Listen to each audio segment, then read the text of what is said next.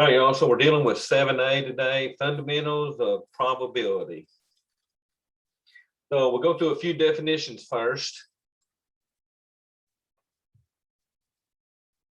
First definition is outcomes.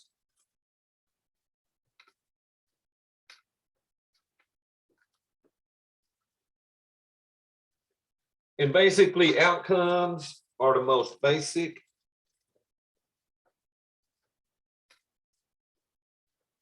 possible results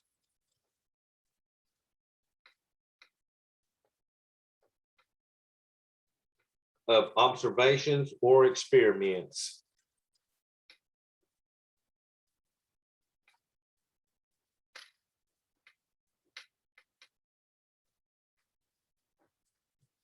So outcomes, they're talking about, say you was flipping two coins. So your possible outcomes could be heads, heads, heads, tails, tails, heads, and then tails, tails. So that's what we're talking about. Those are the possible outcomes from flipping them two coins. An event, on the other hand, consists of one or more outcomes that share a property of interest. So it consists of one or more outcomes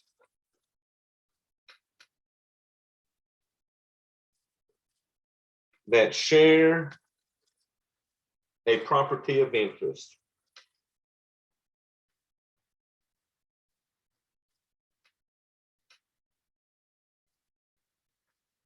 So let's go back to the coins. Like I said, if you flip the two coins, you could get a heads and a heads and a tails, a tail and a head, or a tail and a tail. So these are the four outcomes.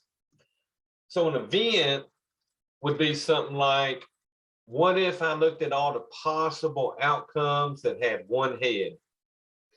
So there's only two outcomes that had one head, which would be my head tail or my tail head flips. So that would consist of the event. The event would be two out of the four outcomes that had one head, okay?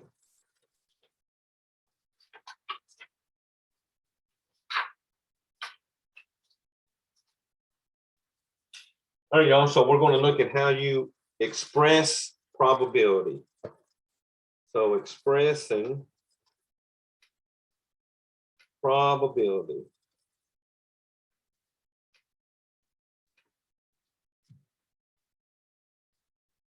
So the probability of an event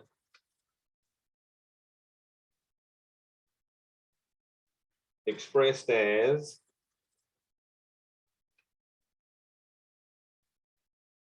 P event. So P stands for probability, and then whatever the event is always between 0 and 1. So that means that 0 is less than or equal to P of A, which is less than or equal to 1. So P just stands for the probability of that event happening. It's going to be between 0 and 1.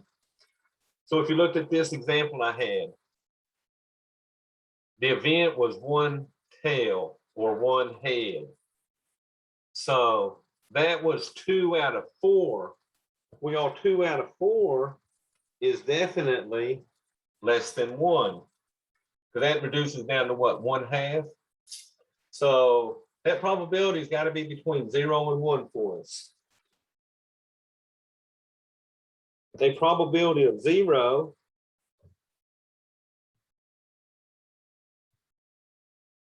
means the event is impossible.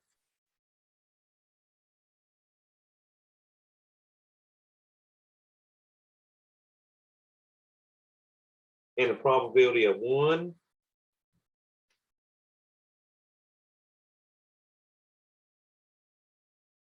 means the event is certain.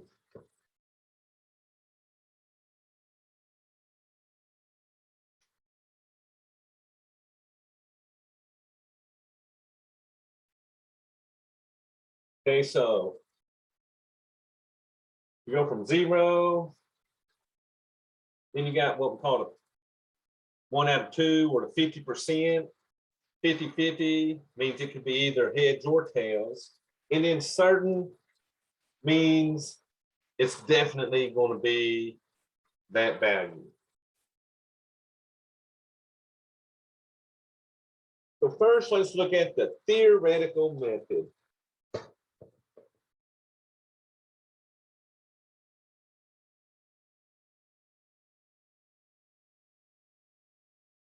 So we got 3 steps on this. So theoretical method means in theory, this is what should happen, okay? So step 1, count the total number of possible outcomes.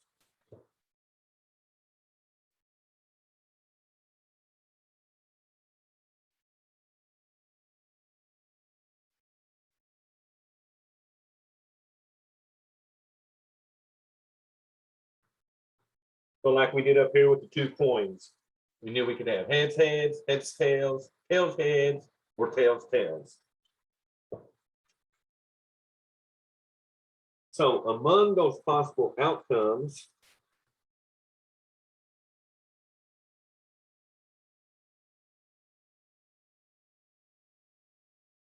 count the number of ways the event of interest can occur.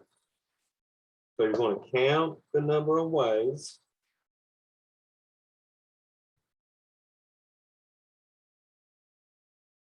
the event of interest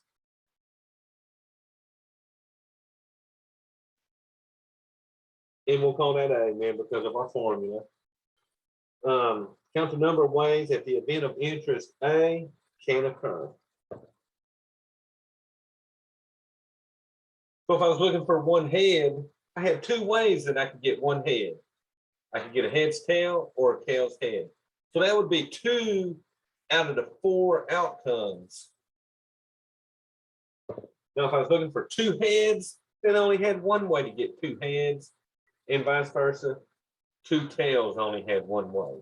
Okay. All right, then you want to determine the probability.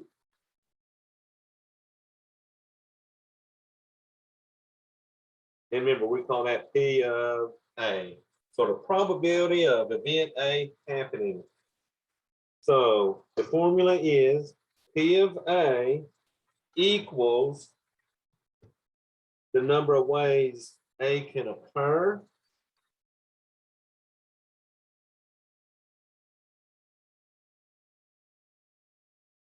divided by the total number of outcomes. Let's let that one in real quick.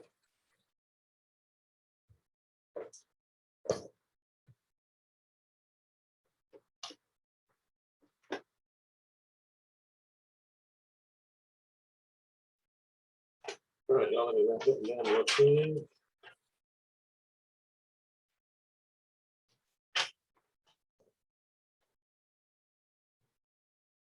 All right, y'all, so my formula, like I said, number of ways that A can occur over the total number of outcomes.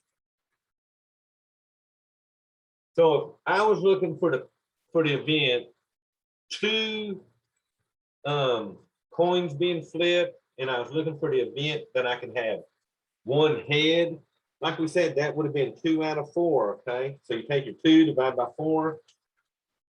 Now remember, that's why we learned how to reduce fractions. 2 out of 4 you would reduce down to a 1/2.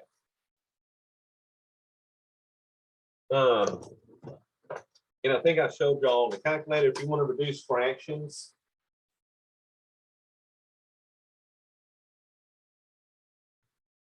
so say I wanted to reduce 2 4 down, so just do 2 divided by 4 on your calculator. That'll give you a decimal. But if you hit the math button, and enter twice, it turns it into a reduced fraction of 1/2. Okay.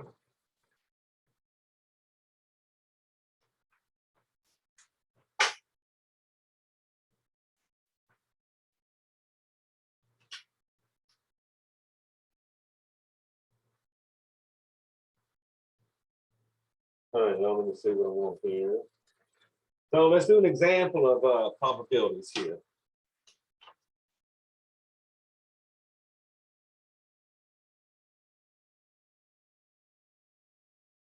So we got a deck of cards, and I want to find the probability of drawing a spade. So we're going to find the probability of drawing a spade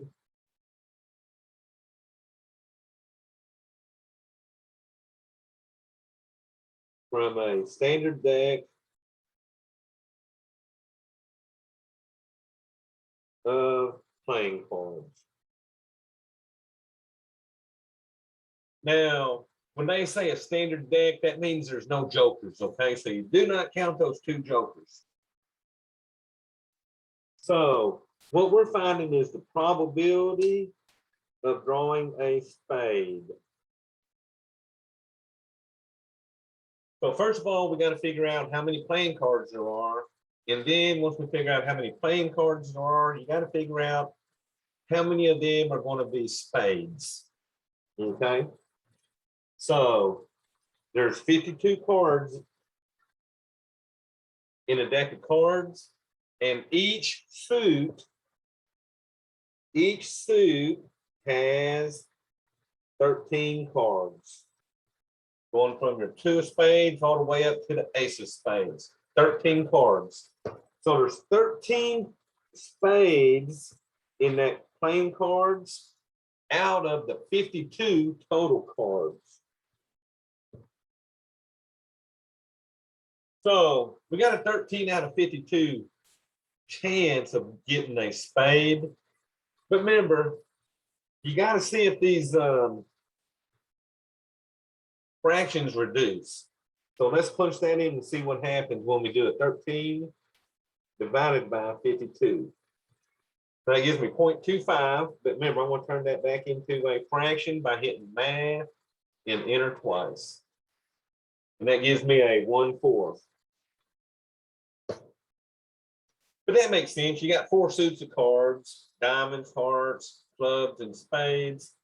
So it's going to give you a 1 out of 4 chance of one of them being a spade.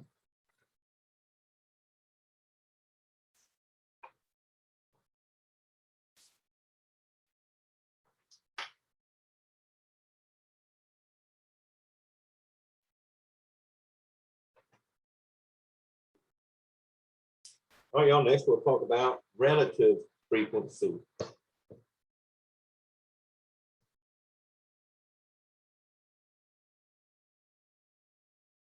Now, if you'll remember from doing the frequency tables, when I do the relative frequency, it's going to be a decimal.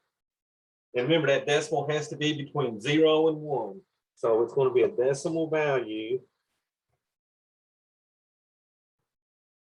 between 0 and 1.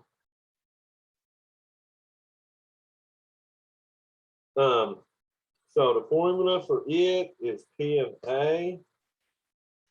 So the difference is, while ago we looked at the theoretical probability. That meant by theory what should happen. Relative frequency, you're actually doing the experiment. You're flipping the coins, okay? So P of A equals the number of times A occurred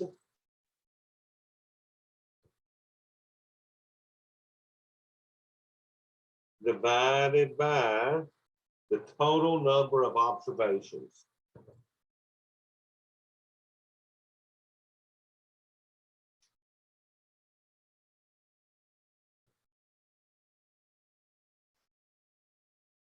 Well, let's think about this. theoretically, if I flip this coin, theoretically, I got a 1 out of 2 chance to get a heads, 1 out of 2 chance to get a tail. Okay. So let's just flip it a few times. I'll do, say, 4 flips. So I got a head. So let me write that down.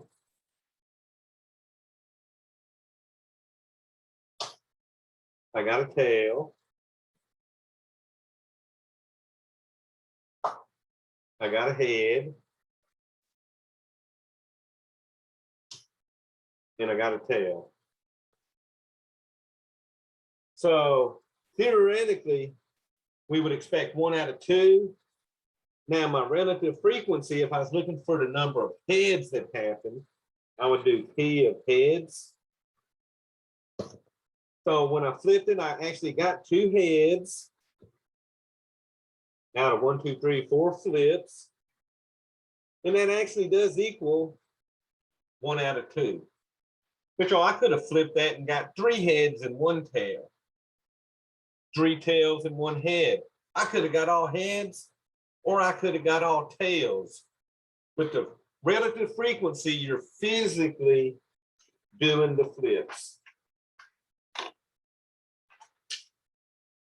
And then remember, on my relative frequency, I'm going to turn that into a decimal. So to turn a fraction into a decimal, just punch it in on your calculator. 1 divided by 2 gives me 0.5.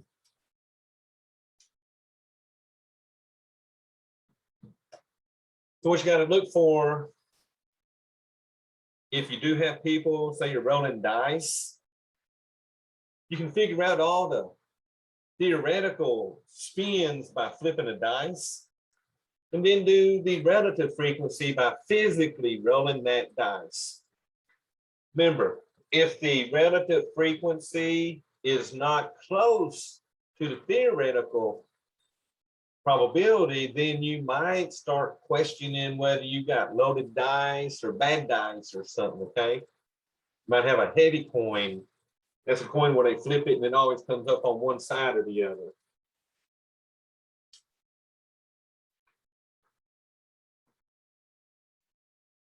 So here we go, the 3 approaches to finding probability. And I've done told you 2 of them.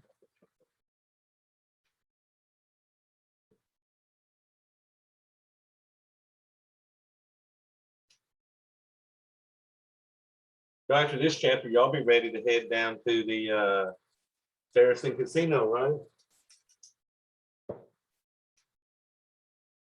All right, number 1 was theoretical probability.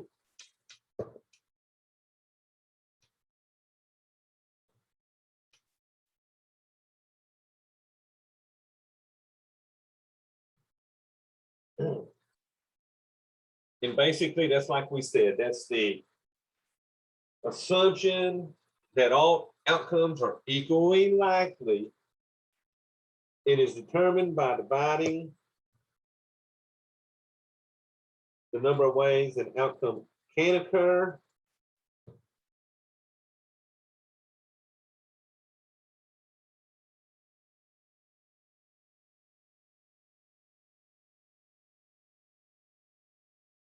by the total number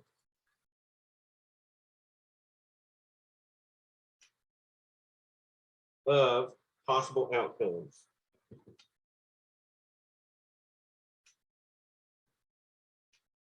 But remember, you're just doing this by hand. You're saying, okay, I could get 1 head and 1 tail. I can get 2 heads.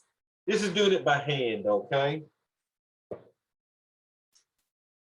Relative frequency probability, the one we just looked at,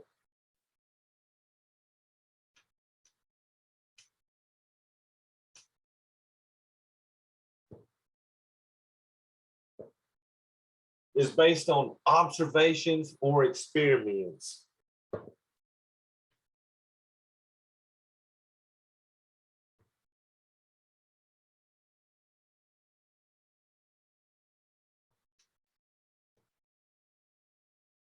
Okay.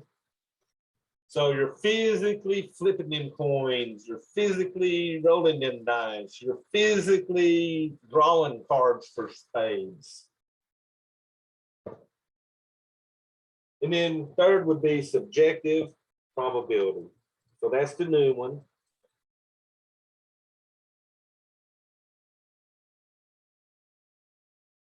And that's just an estimate based on experience or intuition.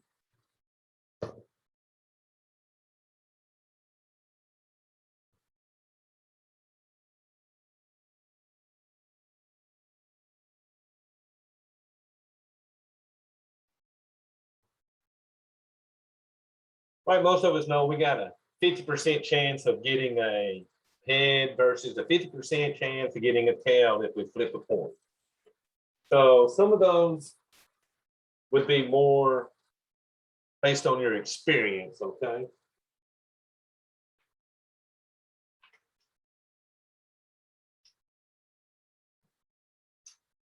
All right, y'all, so I'm gonna give y'all a chance to get set up real quick.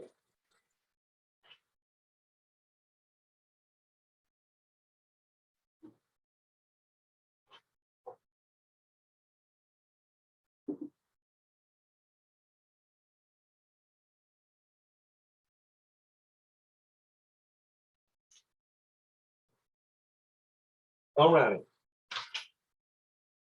So we looked at the probability that an event can occur. How about the probability that an event will not occur?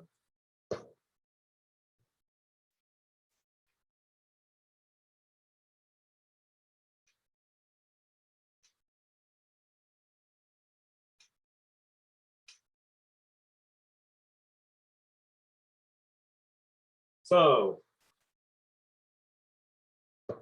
it's going to be another little formula here. So the probability of an event not occurring is given by the formula P not A equals 1 minus P of A. So the probability of an event not occurring is just 1 minus the probability that the event does occur. So watch this example. NBA free throw shooter.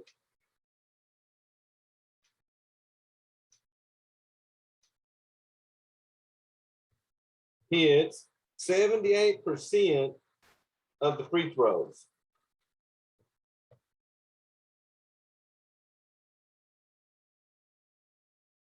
What's the probability of him missing a free throw?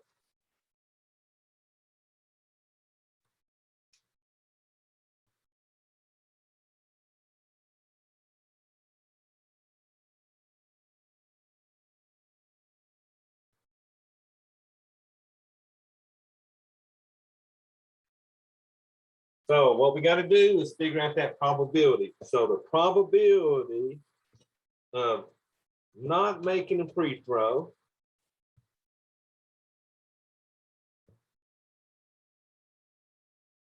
is going to equal 1 minus the probability of making the free throw.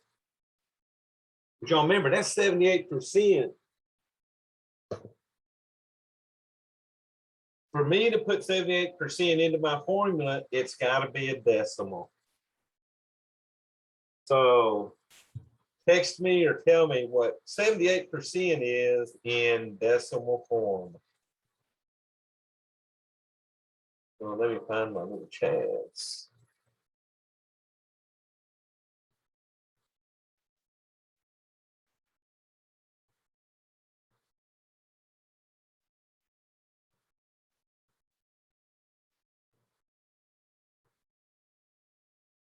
Oh, y'all being quiet today. So how about this? Just like we did in the beginning of the year. Oh, I see a chat. Let me see if it's right. 0.78. Good job. Yeah, just move that decimal left twice and make that a 0.78. So if there's 78% or 0.78 chance they're going to make the free throw, then let's see what we got. 1 minus 0.78 gives me a 0.22 or 22% chance they're going to miss it. Okay. So that's what we mean by an event not occurring. So what we do sometimes, we make a distribution to sort of help us out on these.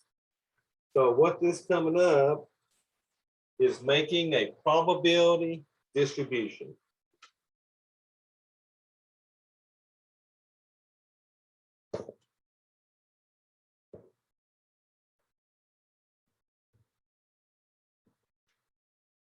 You don't think about it, just like playing blackjack at them card tables. You can find the probability that that next card is going to be a face card or higher, worth 10 points, or you can find the probability that it's not going to be a face card or a 10-point card, okay? So a probability distribution represents the probabilities of all possible events, okay? So the first thing we do, we list all possible outcomes.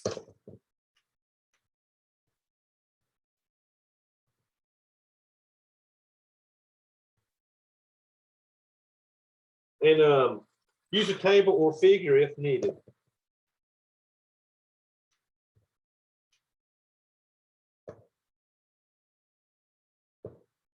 Right, so if I was looking at whether I'd have boys or girls, what's the possible outcomes for 4 children? I can start out with maybe 4 girls, and then all the cases where I get 3 girls, all the cases where I get 2 girls, all the cases where I get 1 girl, and then all the cases where I get 0 girls. So that's going to be all my possible outcomes. And then you want to identify outcomes that represent the same event.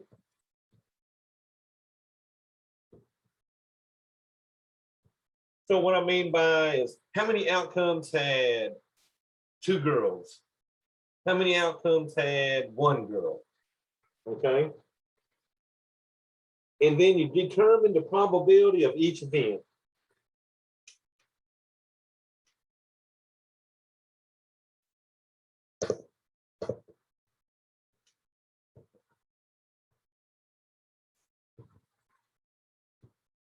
So you'll start getting a lot of decimals again, okay?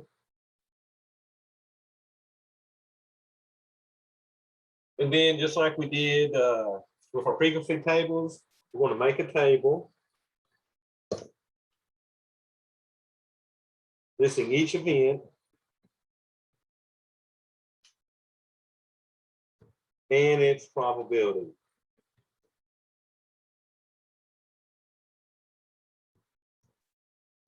Now, here's the main thing. The sum of all probabilities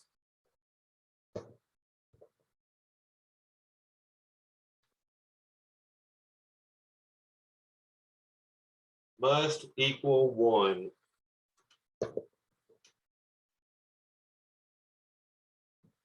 So you might have a 25% of this happening, 35% of this happening, and then a 40% of another event happening.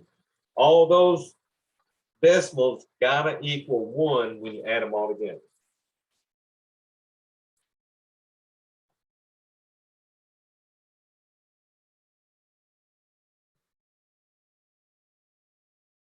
All right, so I'm gonna let y'all catch up, and then we're gonna make a distribution using 2 dice.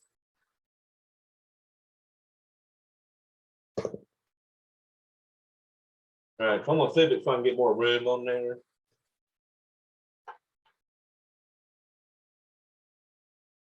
So we're going to make a distribution for our example.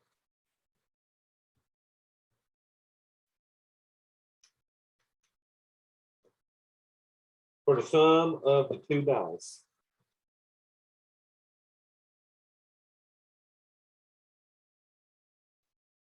So these are the possible outcomes when I roll 2 dice and see what kind of answers I get, okay? So the way I did this one, almost like I do a multiplication table.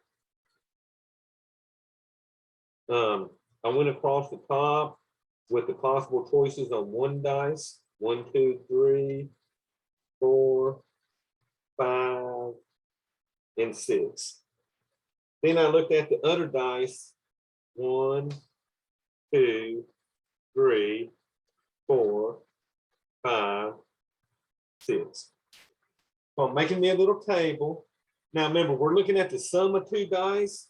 So 1 plus 1 equals 2. 1 plus 2 equals 3.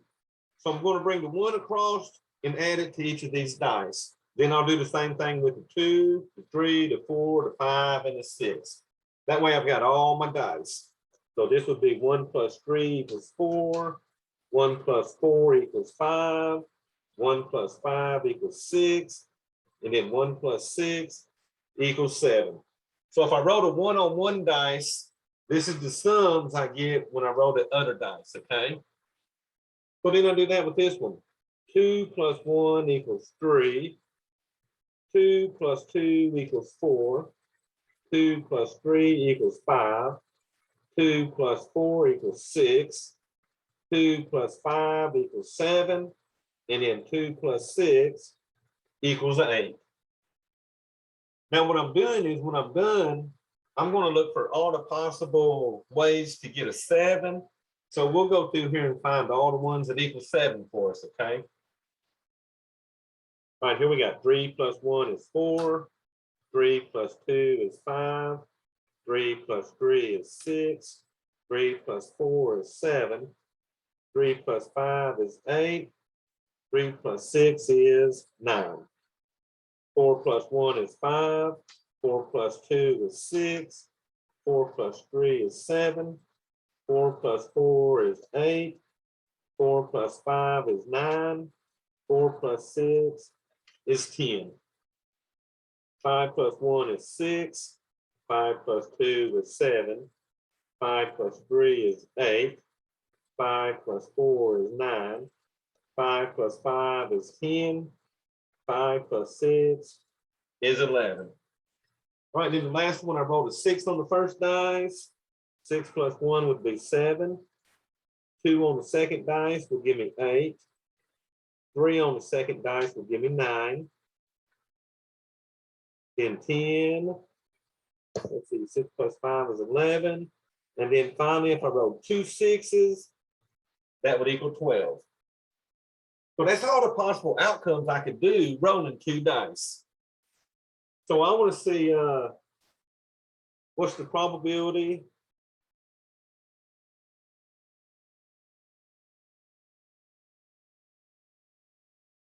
of a sum of 7. Okay. Now notice the lowest sum I could get was 2 because that was 1 and 1. The highest I could get was 12, rolling 2 6s. So let's look at this. How many outcomes do I got? I got 1, 2, 3, 4, 5, 6 times 6 rows. So I got 36 total outcomes.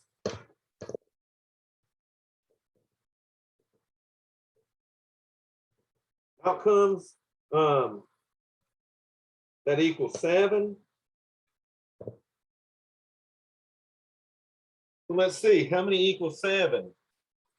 I got a 7 here, here. What's that? 3 plus 4 is 7 on that row. 4 plus 3, 5 plus 2, 6 plus 1. And that's all the ones that I got that equals 7. So I got 1, 2, 3, 4, 5, 6 methods to get a 7. So now we find that probability. So remember, probability of a sum of 7 is going to equal 6 possible rows of a 7 with 2 dice. And then remember, I'm dividing that by the total outcomes, which was 36. So y'all, let's see what that'll give us. So we do 6 divided by 36. We get 0.1666. So I'd probably round that to a 0.17.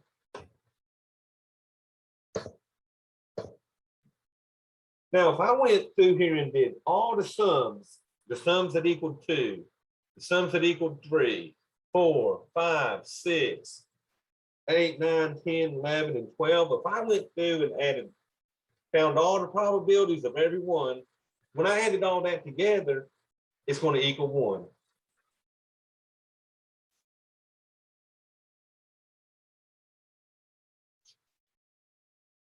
Okay, so that'd be 0.17.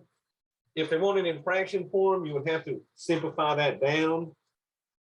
6 divided by 36, and then turn that back into a fraction, and it reduces to a 1/6. Okay. So usually on probability, they'll want this to be 1/6 as a fraction. If they're looking for the frequency, then you want to do the decimal. Okay. So that'd be the frequency. And then 1/6 would be the probability. You know, I'm telling you, the trickiest part on doing these is making these charts up, okay? All right, so let's go to the next.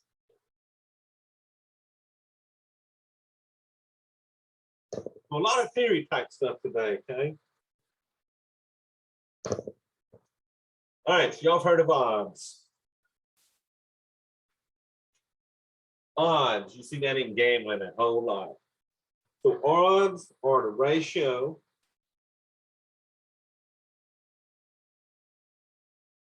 of the probability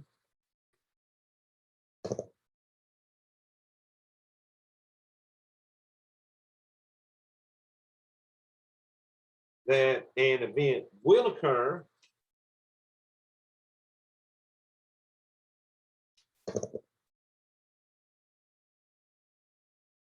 to the probability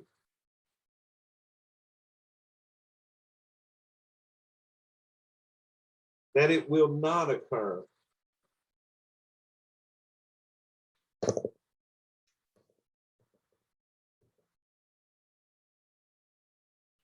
So the odds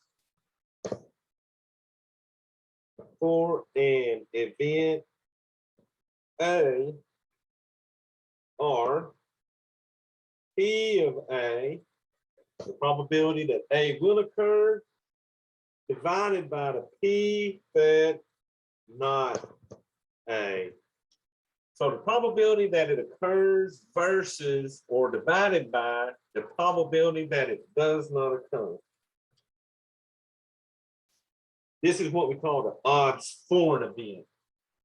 The odds against, so notice the difference, the odds against an event, A, or P not A divided by P of A.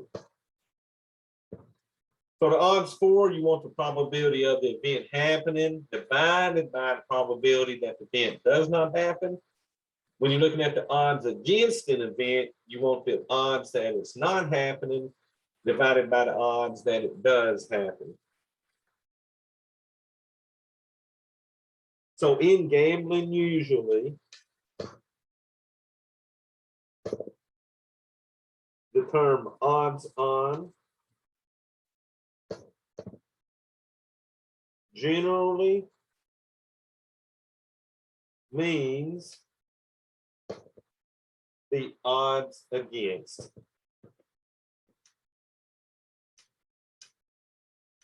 So they're using P not A versus P of A. Okay.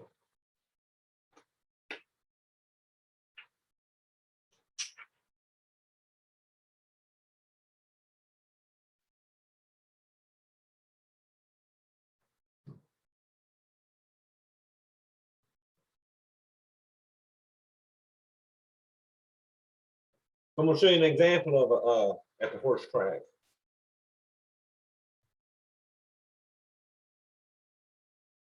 Y'all have heard them do when you do horse betting, you got 7-to-1 odds, 7-to-2 odds, 9-to-1, and all them different odds. So here's an example doing that. At a horse race.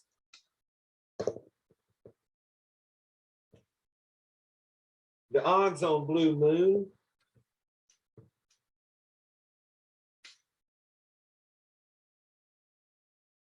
are given as 7-to-2. If you bet $10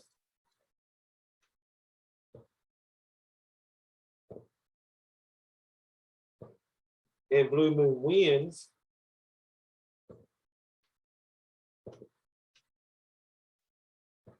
how much will you gain?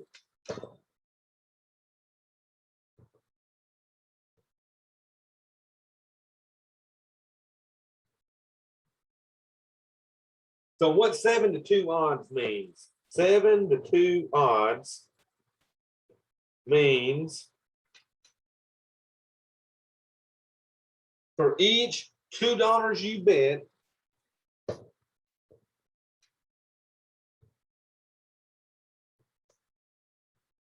you will win $7. Okay, so you win 7 for $2, okay? So that means each $2 bet I place, I'm basically gaining $5. It's going to bring me from 2 to 7, okay? So we got to figure out, we had $10. So $10 divided by $2, because that's the bet. That gives you 5 bets. But remember, for each time you won, you're getting 7 times. So you'll take that $7, multiply by the 5 bets you made. So notice the bottom number is the amount of the bet. So I bet $2 5 times. So I'm going to win $7 5 times. Which is what, $35? That's what I won from the bets. But remember, I also get my $10 back. So I won 35. I get my 10 back, so I win a total of 45. So you're gaining 5 for each bet, but remember, they give you that $2 back. So you're basically getting your 10 back plus the 35 extra you won, which gave you 45 altogether. But y'all probably knew that, right?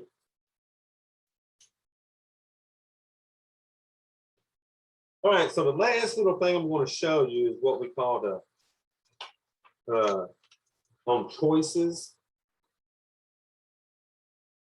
So given choices, A, B, and C, the total number of choices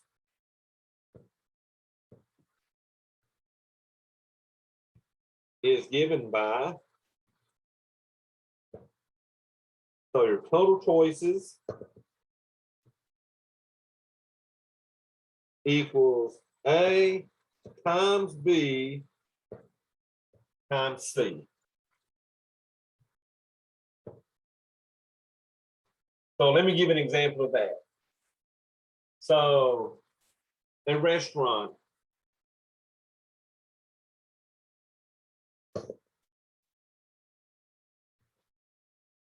offers 4 entrees,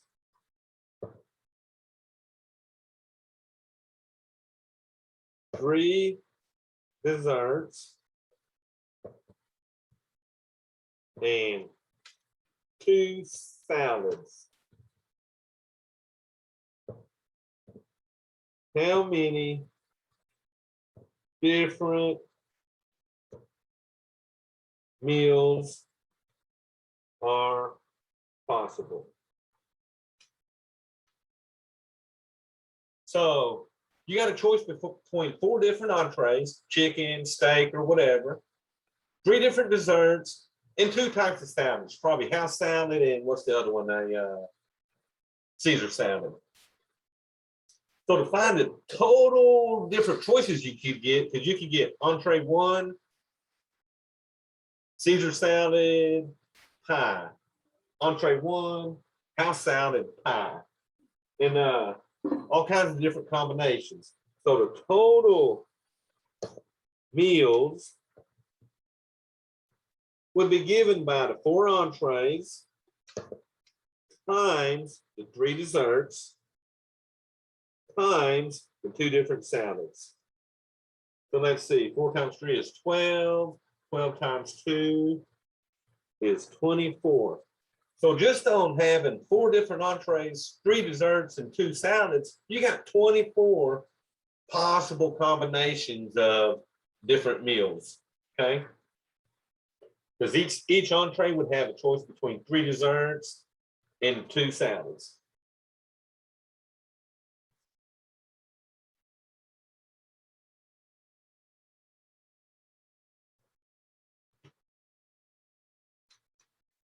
All right, so I'm just going to play with a few more of these.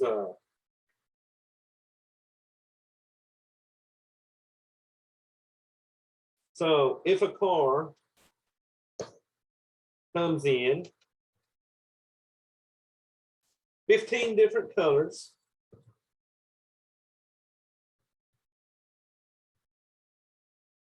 and 3 different styles, well, that could probably be coupe, sedan, hatchback, or something. How many choices of car? Well, how many different choices of car does a person have?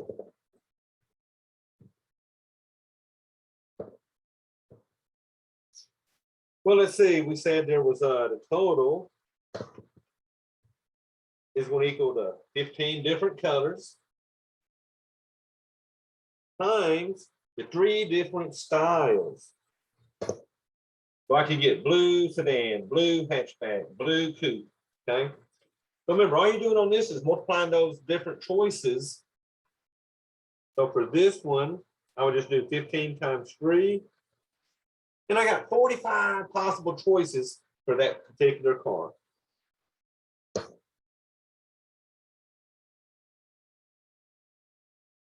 So how about this one? How many combinations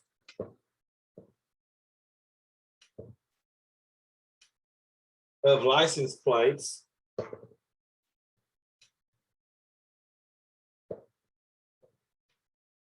in Arkansas using 3 numbers and 3 letters? So Arkansas basically has 3 numbers on their license now, followed by 3 letters. When I was younger, it was 3 letters followed by 3 numbers. So all those choices must have got used and they went to doing the numbers first. So we got to think 3 numbers. Well, these numbers can go from 0 to 9. So you got 10 choices for each number. So that would be 10 choices times 10 choices for the second number times 10 choices for the third number. Now we got letters. So let's think from A to Z. I think that is, what's that, 26 maybe?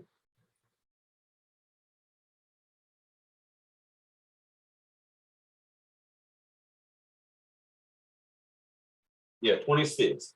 So you got 26 possibilities on the letters. So you can multiply that by 26. That's 3 times because you got 3 letters. So all the AAAs will go, then the AABs, the AACs all the way to Z, then they'll do the ABA, ABB, ABC, ABD, and so away until they've used all the possible combinations. So the population in Arkansas is 3 million, and that's counting kids. So let's see how many different license plates we can have. So here we go, 10 times 10 times 10 times 26 times 26 times 26. And y'all remember, this ain't even counting the personalized license plates, okay? But if we went through this format, 3 numbers and 3 letters, we would have a possibility of 1, 7, 5, 7, 6, and 3 zeros. So we got 17 million possibilities using that format. Arkansas's population is 3 million. So everybody can have about 5 cars and we'd still have enough license plates.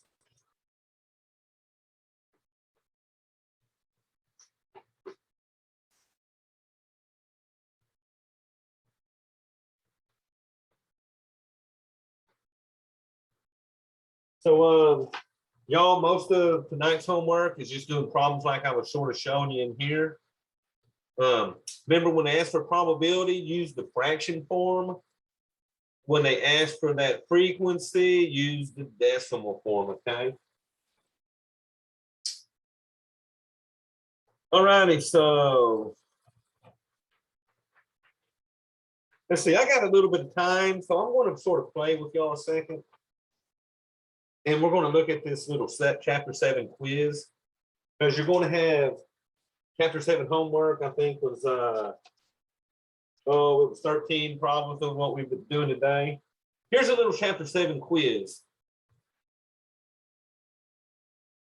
Use a theoretical method to determine the probability of the event.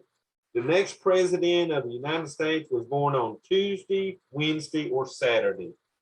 So let's think. The possible days you can be born are Sunday, Monday, Tuesday, Wednesday, Thursday, Friday, and Saturday. So you got 7 choices on the days you could be born. So they said, how about Tuesday, Wednesday, or Saturday? So Tuesday, Wednesday, or Saturday. That's 3 possible outcomes out of 7 total days. So let's see, if we do 3 divided by 7, I'm just going to see if it reduces. So I'm going to hit math and enter twice. So it gave me back 3 over 7. So that means that 3 over 7 does not reduce, and that would be your final answer. Number 2 said the bag contains 2 red marbles, 3 blue, and 5 green. If a marble is randomly selected from the bag, what's the probability that it's blue? So remember, the probability of blue is going to equal the blue marbles, which is 3, divided by the total number of marbles, which was 2 plus 3 is 5. 5 plus 5 is 10. So now, does 3 over 10 reduce? So you can ask your calculator, but that would definitely be a no. So we'd come over here and do 3 out of a 10. So y'all, this one's on y'all. Here comes some participation, right? On a multiple choice test, each question has 5 possible answers. If you make a random guess on the first question, what is the probability that you are correct? So y'all going for A, B, C, or D? Okay, I see my chat lighting up. A. 1 and 5, perfect. So that would be what, A on that? So you got 1 that's right out of 5 total answers, okay? Oh, here's one like stuff I just did. Pizza House offers 4 salads, 7 kinds of pizza, 3 different desserts. How many different 3-course meals can be ordered? So I'll wait on y'all to hit me on the chat.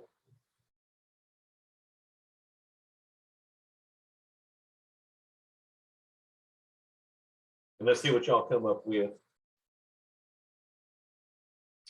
So you got 4 different salads you can pick, 7 different pizzas, and 3 desserts. Knowing that, how many different 3-course meals can you order?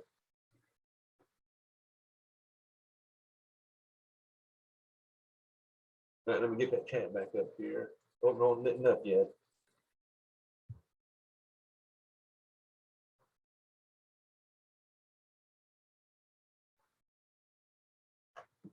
Oh, so I guess I stumped y'all on that one. So what you're going to do to that one, you're going to take in 4 salads times them 7 different types of pizza times them 3 different desserts. So let's see, 3 times 7 is 21 times 4. So that should give me 84 different combinations. So they're not too bad. You just got to play up these. So y'all, we only got 2 more and this quiz will be done. So I'm about to keep y'all for another minute or 2. The probability that Lewis will pass his statistics test is 0.8. Find the probability that he will fail his test. So remember, the probability of not passing equals 1 minus the probability of passing. So what they give me for oh,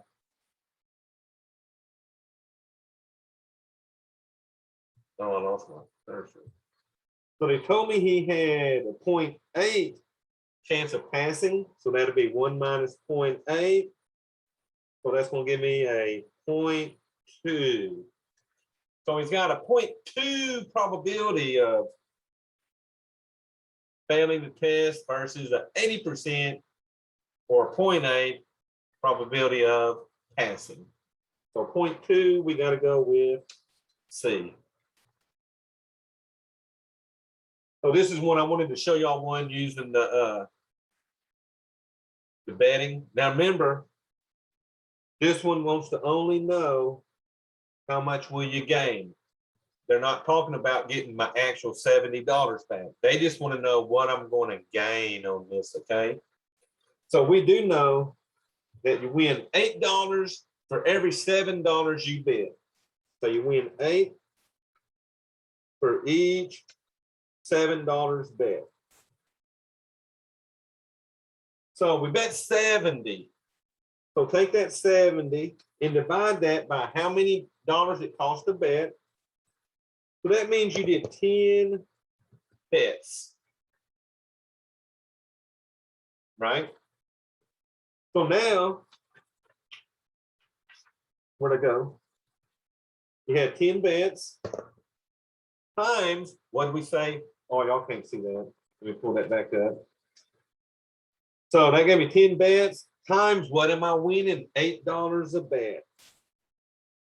So that means that I will gain $80. So the bottom number is the amount of the bet. The top number is what you're going to win. So, y'all, when you see odds like 1 to 2, that means you're only going to win $1 for every $2 you bet. When you got 2 to 1 odds, then you win $2 for every dollar you bet. So just remember that's when you're looking at odds on or against, 8 to 7 means you win 8 for every 7 you bet. Woo, that's got me about talked out. So if y'all have any questions on those. And I think this section you'll find a little bit nicer than doing that standard deviation. Standard deviation is a long process. Okay. Now, the only thing that might get you on this is if you got to make you one of them tables up. to figure out like boys and girls or sums of cards and stuff. But other than that, it's not bad. So let me see. I'm going to go stop my share.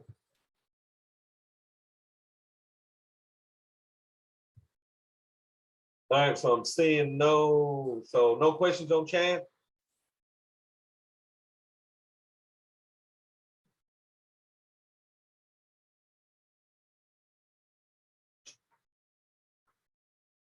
All right, y'all. So this ain't bad. And we'll pick up the next section on Wednesday. So we went through our 7A lecture and we actually did the 7A quiz. So that quiz should be fresh on y'all for today, okay? I'm getting a weird message on my phone. So I'm gonna stop recording it so I don't mess that up.